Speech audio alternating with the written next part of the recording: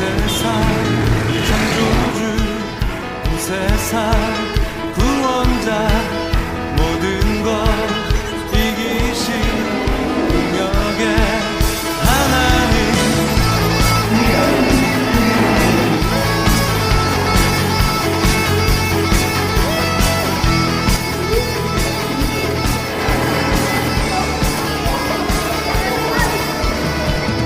온 세상 창조주 온 세상 구원자 모든 것 이기신 능력의 하나님 모든 만물 주를 찬양해. I cannot hear you. Are you guys ready? Okay. 제가 오케이.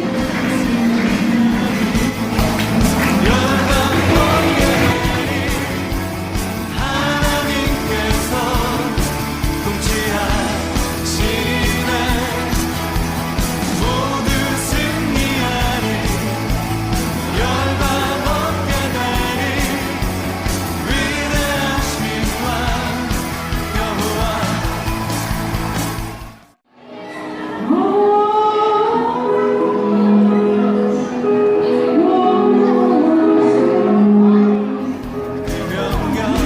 명령 따라서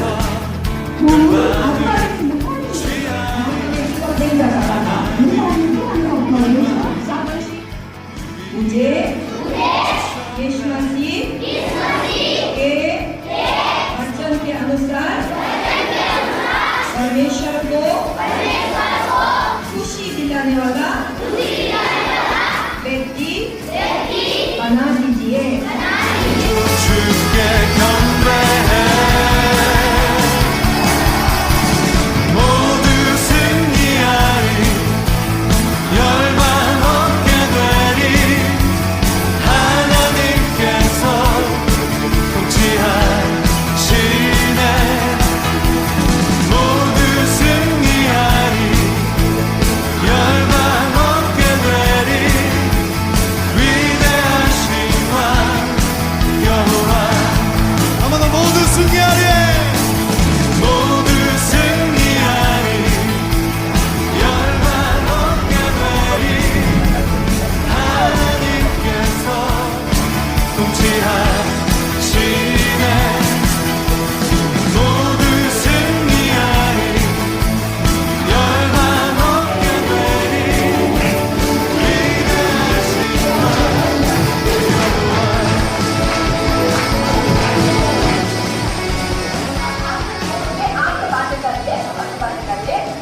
예수님 나의 구주로 영접합니다.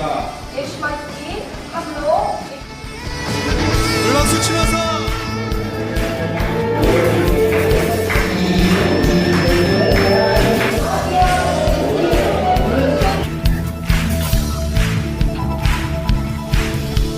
찬양 할렐루야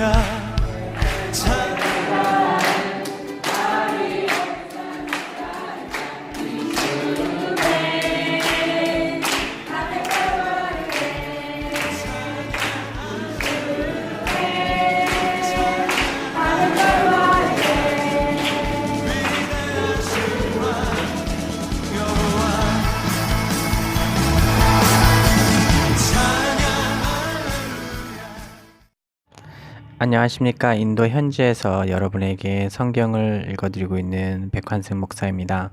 한 주간 잘 지내셨죠? 저희도 은혜 가운데서 잘 지내고 있습니다. 지난주에는 홍대 세교회에서 51분의 단기 선교팀이 오셔서 귀한 사역을 하고 가셨고요. 저희도 저희 단일팀으로는 가장 큰 저는 처음이었던 것 같아요. 51분이 오셔서 저희 사역지 곳곳에서 귀한 사역들 문화사역도 하고 또 스킷드라마 성경 그래서 오영리라고 합니다. 이제 사영리에서 한 단계 더 발전한 오영리를 스킷드라마를 아주 잘 만들어 오셨어요. 이제 그 초등학교 선생님들 팀이 그런 걸 너무 잘 만들어 오셨고, 또 홍대 세교회는 원색적인 복음을 전하는 거, 축허전도 그냥 어떨 땐 좀 당황스럽기도 하고, 어떨 땐 너무 막무가내가 아닌가, 하는 생각을 하게도 하는 축구전도가 있는데요. 쉽지 않고 야 이러다가 잘못 찍히면 그 사진 잘못 찍히면은 쫓겨나겠다 하는 생각이 할 때도 있고, 어떤 경우는 노골적으로 불쾌함을 나타내면서 영어를 하시는 분 중에서는 당신의 메인 퍼포즈가 뭐냐, 왜 왔냐, 그 주된 이유가 뭐냐고 막 이렇게 집요하게 물어보시는 경우도 있어요. 이렇게 저렇게 그럴 땐 둘러대고 나오는데 그럼에도 불구하고 그런 생각을 하게 돼요. 와, 여기 인도는 되겠다. 옛날 한국처럼 북치고 장구치고 소리 지르고 사람들 모아갖고 복음 전하면 사람들 모이고 또 기도해 주겠다면 기도 받으려고 하고 뭔가 갈급함과 가난함이 있어서 그런 것들 많이 봅니다. 그래서 참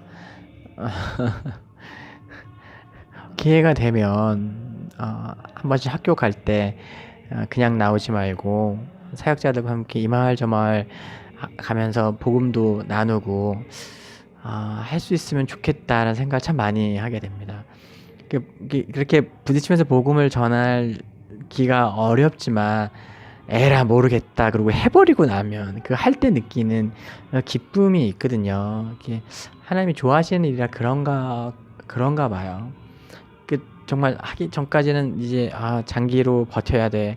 그리고 이제 이것저것 위장해 있고 위장이라고 하니까 제가 무슨 간첩 같은데 신분을 잘 이렇게 커버하고 있는데 복음을 막 이렇게 전하는 상황 가운데 직접적으로 드러내야 하는 상황이 될 때는 조심스럽기도 하지만요, 말 그대로 에라 모르겠다 하고 있으면 참 좋습니다. 또 하고 싶다는 생각도 참 많이 들고요. 그런 기회들을 볼 수 있으면 좋겠고, 또 기도하면서 현지인을 앞세워서 만호지 형이나 아니면 우리 현지 우리 라울이나 이런 친구들 앞세워서 그런 시간들 가져보고 싶은 마음 참 많이 있습니다. 좀 결혼식이에요. 제가 지금 몇 번 녹음하다가 잠깐 쉬었다가 언제쯤 잠잠해질까 하고 있는데 이렇게 안 될 것 같네요. 네. 폭죽 소리 들리십니까? 네, 누군가 오늘 결혼을 하나 봅니다. 인도는 정말 층간 소음 없는 아름다운 곳이어서요. 오늘 밤에 루아가 잠을 못 자겠네요. 루아가 기침 감기가 좀 심하게 걸렸어요. 기침 감기가 좀 심하게 걸려서 기침을 멈추지 않고 잠을 잘 자야 되는데 아주 격렬하게 생일 잔치 아니라 결혼식을 하는 것 같습니다.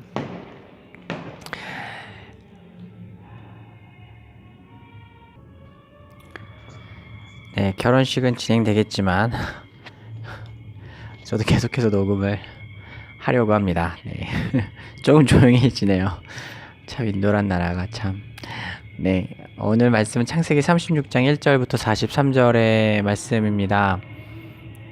읽다 보면 좀 당황스러워지죠. 왜냐면 이게 그냥 족보예요. 사람들 이름이 계속 나옵니다. 그러면 도대체 여기에서 우리는 어떤 은혜를 받아야 하는가라는 생각을 많이 하게 되죠.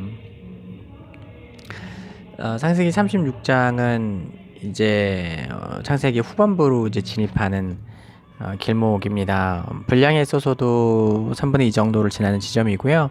그 내용에 있어서도 마지막 족장인 요셉의 이야기만 남기게 된 부분입니다. 초반, 중반, 종반으로 이야기한다면 중반을 마무리하고 종반으로 치닫기 전에 있는 부분이죠. 성경은 이렇게 종반으로 나가기 전에 한번 족보를 정리하고 이야기를 진행해 나갑니다. 족보를 보면은 이제 35장 23절부터 29절까지는 야곱의 족보고요. 36장 전체가 에서의 족보입니다. 저는 창세기 족보가 참 중요한 역할을 하고 있다고 생각하고 또 자주 그렇게 이야기해 왔습니다. 오늘 이 부분에서도 동일하죠. 오늘 그 족보의 내용을 이렇게 자세하게 읽어보면은 무언가 예화 하나가 생각이 납니다. 그 예화 참 많이 들으셨죠. 그 조나단 에드워즈라는 아주 미국의 유명한 신학자이자 목사님이셨던 분의 가게와 그의 친구였던 근데 강도였던 친구로 알고 있어요. 네. 그래서 그 이후에 그 자손들이 어떻게 됐는가. 그래서 조나단 에드워즈 가정에는 뭐 교수가 몇 명, 뭐 성공한 사업가 몇 명, 선생님 몇 명, 뭐 이렇게 나와 있고, 그렇지 않았던 다른 친구는 뭐 범죄자들, 강도, 뭐 자살한 사람들 이렇게 엄청 많다. 그래서 똑같은 환경과 조건 가운데서 믿음으로 가지고 믿음의 명물 가문을 이룬 가문과 그렇지 않은 가문의 차이를 이렇게 보여주죠. 근데 오늘 이제 족보를 보면은 이게 좀 당황스러운 게 야곱의 족보가 초라해 보이고 에서의 족보가 부러워 보입니다. 이게 이름을 누구의 족보라는 걸 보지 않고 읽어보면 왠지 그 야곱의 36장이 야곱의 족보여야 할 것 같고 35장 23절부터 29절까지가 에서의 족보가 되어야 할 것 같아요. 왜냐면 에서의 족보에는 후반부에 보면 왕들이 그렇게 나옵니다. 그리고 또 자손들이 또 그렇게 많아요. 여러분 아시겠지만 구약시대의 그 구약적 문화에서 자손이 많은 것은 곧 경제력과 직결되어 있고 하나님의 축복과 직결되어 있습니다. 농경사회고 노동력이 중요하고 그 노동력 하나하나가 경제적인 가치로 환산될 수 있기 때문이죠. 근데 야곱의 가문은 그냥 너무나 그냥 훑고 지나간처럼 지나가는데 에서의 가문은 어마어마합니다. 왕들이 그렇게 나오고 자손들이 그렇게 많고 온천을 발견하고 놀랍죠. 온천을 개발해서 돈을 벌었다는 얘기는 나오지 않지만 아무튼 그런 얘기까지 나옵니다.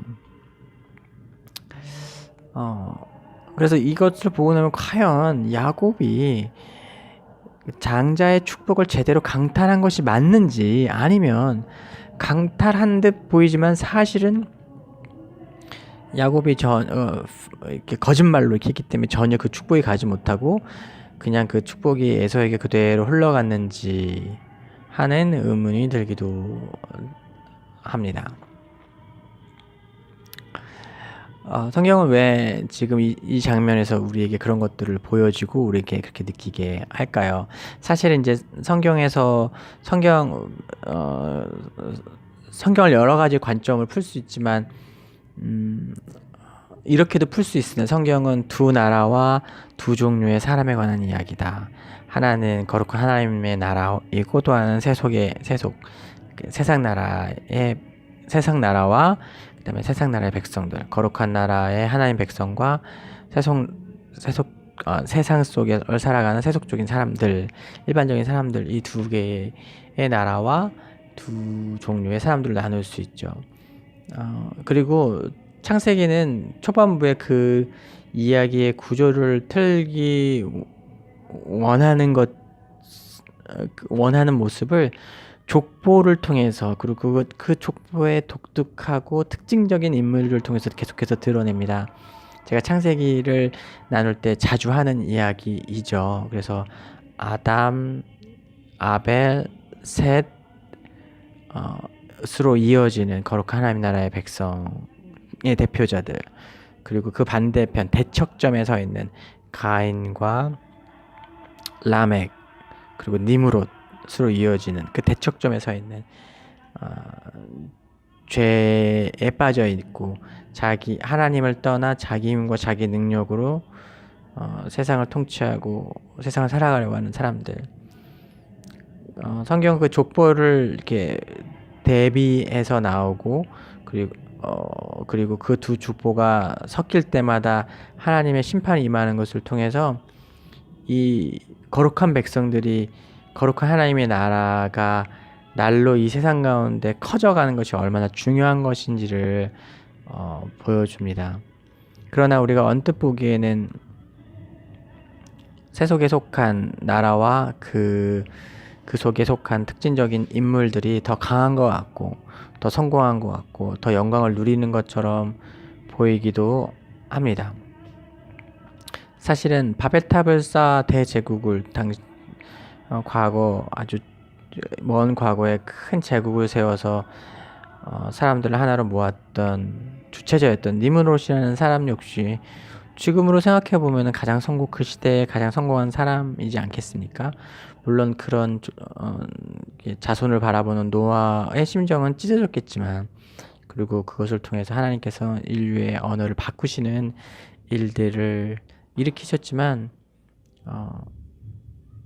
두 족보를 통해서 하나님께서 전달하고자 하시는 이야기는 창세기에 아주 구조적으로 잘 드러나고 있습니다. 그리고 오늘 말씀에서 35장과 36장을 이어주는 이 말씀 통해서 두 종류의 족보, 두 종류의 사람을 보여주고, 그리고 그들의 연대가 어떻게 되었는지, 그들이 어떻게 살아가게 되는지, 그들 후대가 어떻게 진행되게 되는지를 보여주는 것을 통해서 성경은 계속해서 새로운 거룩한 하나님의 백성들에게 초점을 맞춘 채 이야기가 진행될 것들을 또 보여줍니다. 오늘 말씀을 보면 제가 시작할 때 얘기했던 것처럼 야곱의 족보보다 에서의 족보가 더 많이 언급되고 그것이 축복된 것처럼 보인다고 말씀드렸죠. 그리고 그렇다면 왜 그렇게 성경은 보여주고 있고, 그것을 보면서 우리는 그것을 어떻게 이해해야 될까? 두 가지로 정리할 수 있어요. 첫 번째는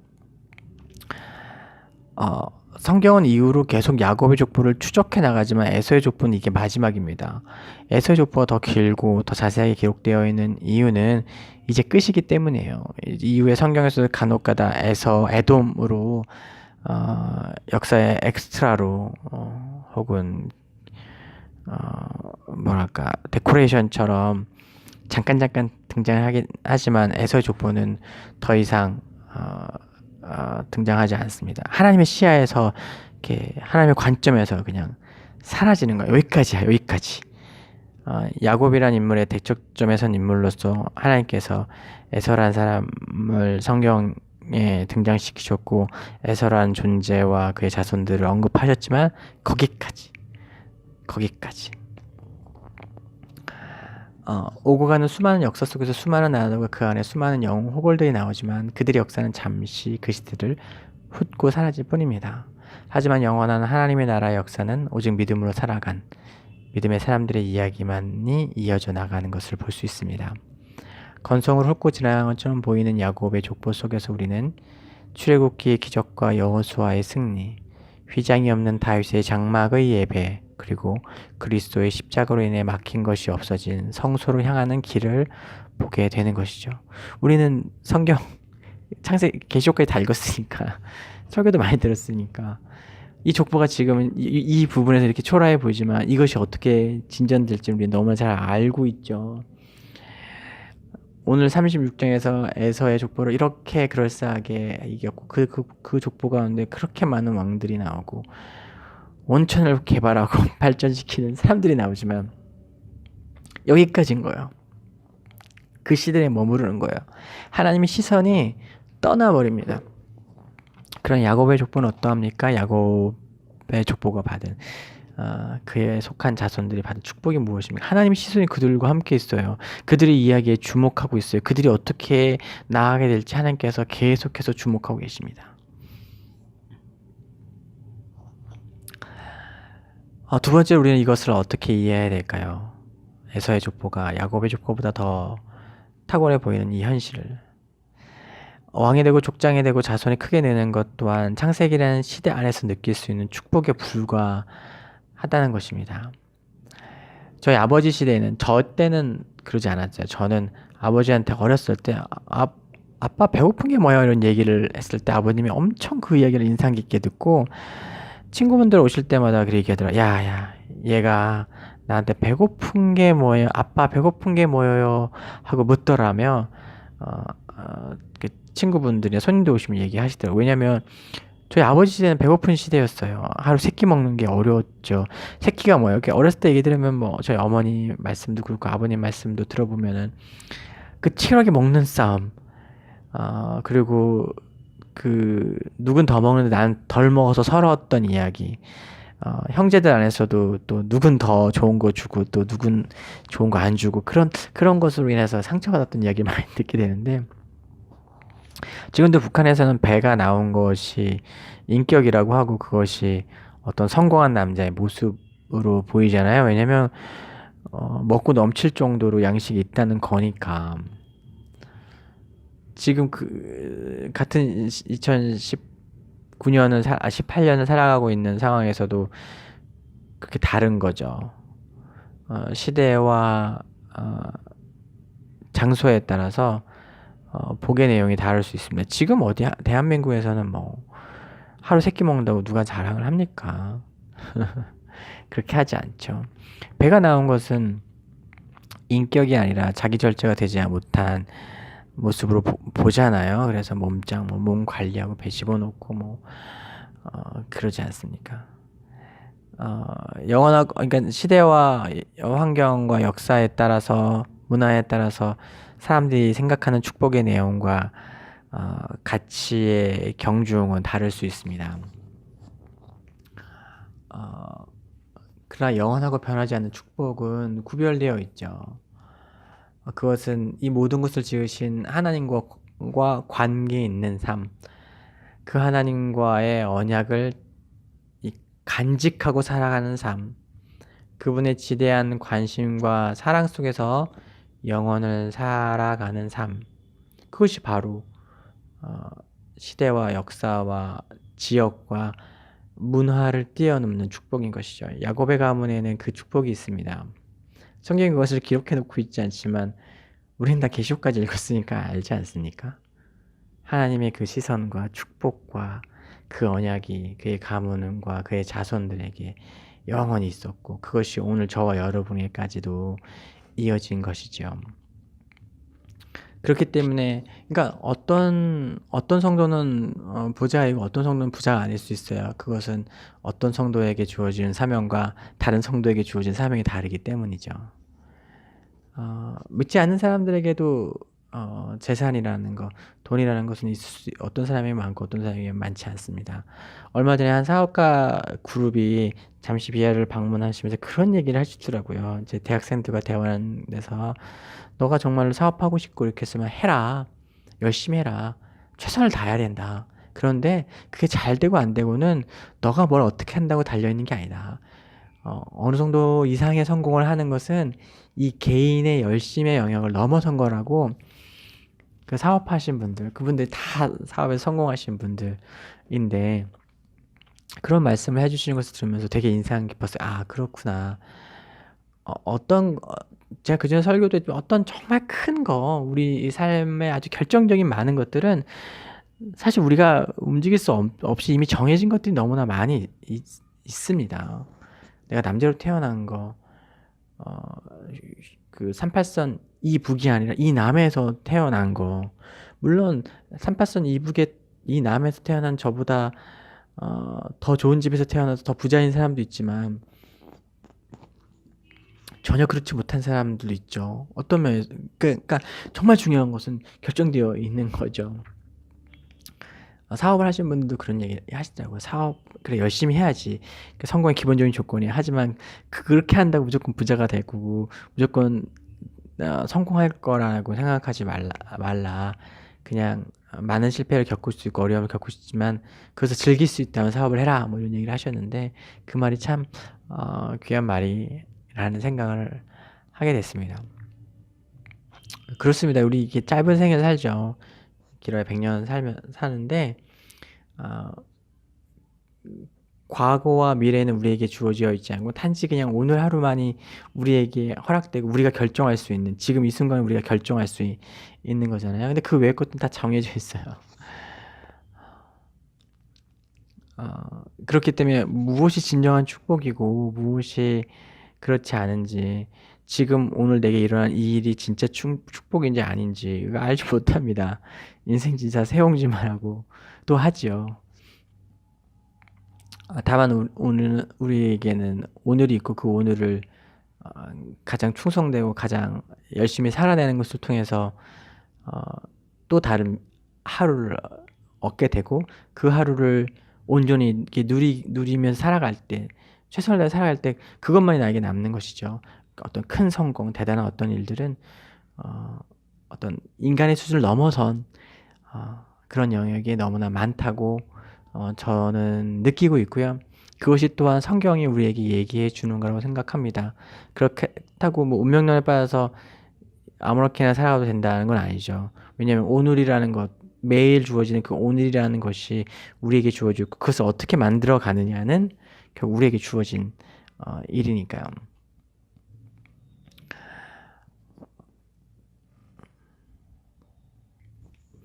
그런 오늘을 살아가면서 온 세상을 창조하시고 나를 지으신 그분과 함께 오늘을 해석하고 이해하고 또 이겨나갈 수 있는 어려움과 아픔을 이겨낼 수 있는 힘을 얻으면서 살아가는 삶은 그렇지 않은 삶과 완전히 구별된 삶이라고 확신을 합니다.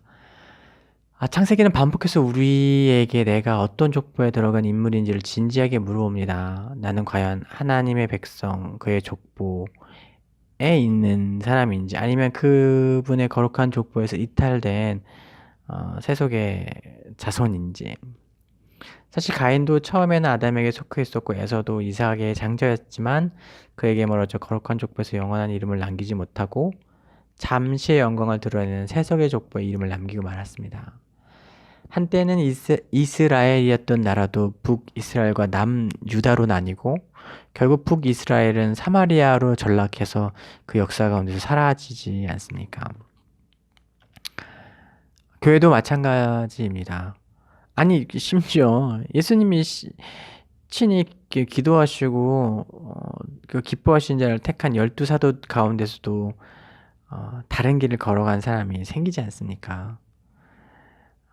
우리가 교회에 있고 내가 세례를 받고 온전한 믿음 고백으로 하나님께서 우리를 마지막 순간까지 이끌어 줄 것을 믿습니다.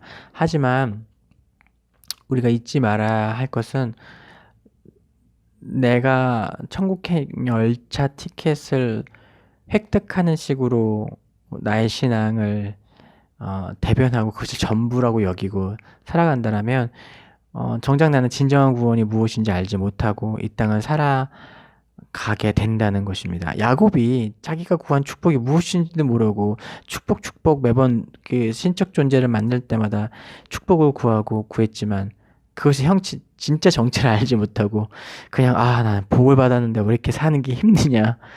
마지막에 지금 이제 이후에 또 살펴보겠지만은 바로왕 앞에서 얘기하잖아요. 참 험한 세월을 살았어요 하잖아요. 그렇게 축복 구하고 안수기도 받고 뭐 하나님 만날 때마다 축복해 주지 않으면 나를 놔주지 않겠습니다 뭐 이랬던 사람이고 있는 축복은 다 받았지만 그것이 정확한 그 축복이 무엇인지는 알지 못하고 그냥 막연하게 구했던 거예요. 자기 힘으로 그것을 쟁취하려고 살아가면서 참 어떻게 보면 안타까운 인물이기도 야곱이 참 그렇습니다. 아무튼 우리도 그렇다는 거예요. 우리도 구원이 구원 얻었으니까 됐지. 그러면 구원을 얻은 게 아닌 건 거예요. 구원을 누리지 못하는데 그 구원의 내용을 알지 못하고 막연히 죽어서 천국 간다는 그 보험 드는 것 같은 느낌으로 살아간다면 우리에게 주어진 이 구원의 신비, 그 충만한 그 부유함을 제대로 알지도 못하고 신앙생활을 하고 또 하나님 안에 있다, 구원받았다라고 착각하고 있는 것이죠.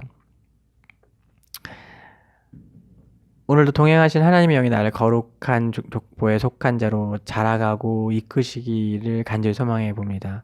그리고 오늘 내게 임한 구원의 내용이 무엇인지 정확히 이해하고 그 구원을 누리면서 하나님과 살아가는 영원한 나라, 영원한 족보에 이름을 남기는 저 여러분 되시기를 주의 이름으로 축복하고요.